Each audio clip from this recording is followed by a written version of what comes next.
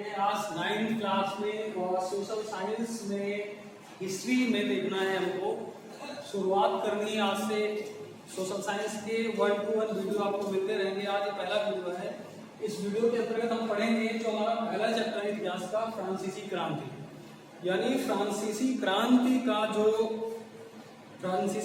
की जो शुरुआत है वो किन किन प्रक्रियाओं के तहत हुई और उसके पीछे कौन कौन से कारण थे जिसकी कारण से फ्रांसीसी क्रांति ने जन्म लिया। तो सबसे पहले हमको देखना है 18वीं सदी के उत्तरार्ध में फ्रांसीसी समाज। अब 18वीं सदी के आसपास का हम फ्रांस का पूरा बायोमैप पढ़ेंगे कि उस समय उस समाज में कैसे दृश्य चल रहे थे, कैसे लोग रह रहे थे और उनके बीच में कैसा सामंजस्य था और राजा के प्रति कैसे विचार थे लोगों के। तो पहला बिंदु देखते हैं। 1774 में लुई 16वां गद्दी पर बैठा। सन था 1774 का, जब लुई 16वां नाम का एक व्यक्ति जो बूर्बो राजवंश से था, ये वंश आपको याद करना होगा, जो बूर्बो राजवंश से था, जो बूर्बो राजवंश का था वो फ्रांस की गद्दी पर बैठा और उस समय उसकी उम्र मात्र 20 वर्ष थी, केवल 20 वर्ष का था। इनका विवाह ऑस्ट्रिया की राजकुमारी एंटोइनेट से हुआ। इनके राजगद्दी प्राप्त करने के पश्चात इनका जो विवाह है वो एंटोइनेट से हुआ, जो पड़ोसी राज्य ऑस्ट्रिया की राजकुमारी थी। राजा द्वारा फिजूल खर्ची करना। और हम लुई 16वां के बारे में आपको बता दें, बहुत ही अय्याश किस्म का राजा था जो अपनी जनता का पैसा अपने हित में खर्च करता था और जनता का शोषण करता था। तो ये फिजूल खर्ची करना शुरू कर दिया। अपने राजमहल में तरह तरह के संसाधनों को खर्च करना और अपने विलासितापूर्ण जीवन को बढ़ावा देना, इनके ऊपर पैसा खर्च करने लगा। और ऐसे समय में 12 अरब लिब्रे का उसके ऊपर कर्ज हो गया। 12 अरब लिब्रे मुद्रा की, जो आपको पता होना चाहिए, फ्रांस की मुद्रा उस समय लिब्रे थी। तो 12 अरब लिब्रे का कर्ज उसके ऊपर उस समय हो गया था। प्रथम 2 स्टेटों के लोगों द्वारा कर न दिया जाना। अब इससे पहले हम ये समझ रहे कि उस समय जो फ्रांसीसी समाज था 3 स्टेट में बचा हुआ था।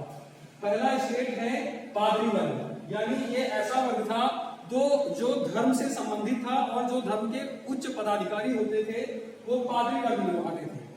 इनको सरकार की वजह से, शासन की तरफ से बहुत सारी सुविधाएं दी जा रही थी, विशेष अधिकार दिए जा रहे थे और इनका एक उच्च सम्मान था समाज में।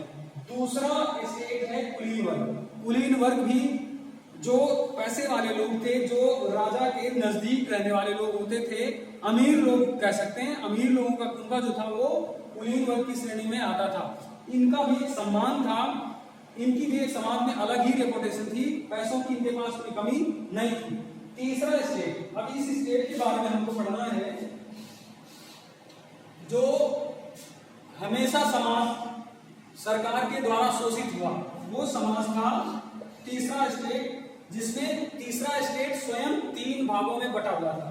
पहला था व्यवसायी और वकील। जो व्यवसायी लोग थे, वकील लोग थे, अध्यापक लोग थे, जो पढ़े लिखे लोग थे। यानी तीसरे स्टेट के जो पहले स्तर के लोग थे ये थोड़ा सा शिक्षित और जागरूक लोग थे। इसके बाद दूसरे नंबर का आता है किसान और कारीगर, जिनके पास पैसा था। जो कारीगर थे, काम करने वाले मिस्त्री लोग थे, और किसान जो खेती करते थे, बड़ी बड़ी खेती जिनके पास थी, ये तीसरे स्टेट में दूसरे नंबर पर आते थे। ये आप समझ रहे होंगे। और जो तीसरे स्टेट का जो लास्ट वर्ग था भूमिहीन मजदूर, इसमें सबसे निचले स्तर के लोग आते थे। मजदूर हो गए या फिर भूमिहीन लोग हो गए, जिनके पास कोई जमीन नहीं होती थी, जो केवल और केवल मजदूरी के सहारे अपना जीवन यापन कर रहे थे। इसमें यहाँ पर हमको ये समझना होगा, जो ये वर्ग था, यही वर्ग सरकार को केवल टैक्स देता था। सोचने वाली बात है, फायदा सारे वर्ग उठा रहे थे और सबसे अमीर वर्ग ये दोनों वर्ग थे। ये टैक्स से बचे हुए थे और इनको एक्स्ट्रा यानी विशेषाधिकार प्राप्त था। कई सारे क्षेत्रों में ये लोग मनमानी कर सकते थे, इन पर कोई बंदिश नहीं थी, जबकि ये पैसे वाले लोग थे। लेकिन जो गरीब लोग थे, तीसरे स्टेट में जो लोग आते थे, उन पर जबरन करों का बोझ था। अनेक कर इनके ऊपर लाद दिए गए, कर्ज बढ़ गया तो कर्ज को पूरा करने के लिए उनके ऊपर जबरन तरह तरह के टैक्स लगाए गए।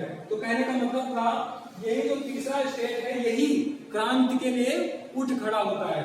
अब इधर आते हैं प्रथम दो स्टेटों, यानी ये दो स्टेट के लोगों द्वारा कर ना दिया जाना। ये लोग कर से पूरी तरह से फ्री थे, इनको कर कोई नहीं देना था।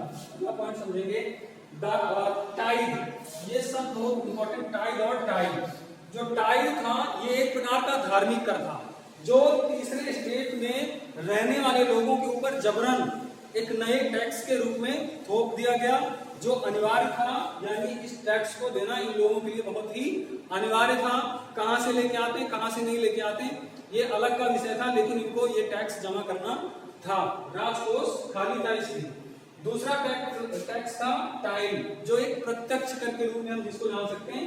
ये टैक्स भी इन्हीं लोगों के ऊपर नए टैक्स के रूप में थोप दिया गया। यानी कहने का मतलब ये है कि दो तरह के नए टैक्स बढ़ा दिए गए और उन टैक्सों में काफी ज्यादा बढ़ोतरी कर दी गई। यानी अब जो कर बढ़ गए थे उसकी वजह से करों का बोझ तीसरे स्टेट के लोगों के ऊपर बहुत ही ज्यादा बढ़ गया था। इस हिसाब से जो फ्रांसीसी समाज था 18वीं सदी में, उस समय धीरे धीरे जो क्रांति की शुरुआत हम कह सकते हैं वो यहाँ से शुरू हो चुकी थी।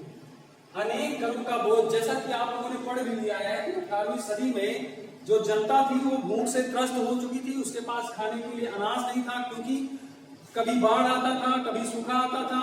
इसकी वजह से जनता परेशान थी। ऊपर से उनके ऊपर टैक्स का बोझ होता था और ये टैक्स अनिवार्य रूप से उनको खजाने में जमा करना होता था, जिसकी वजह से कभी कभी तो इनके पास खाने के हालात तक सही नहीं होते थे, इनको अनाज नहीं प्राप्त होता था और ये भूखे सो जाते थे।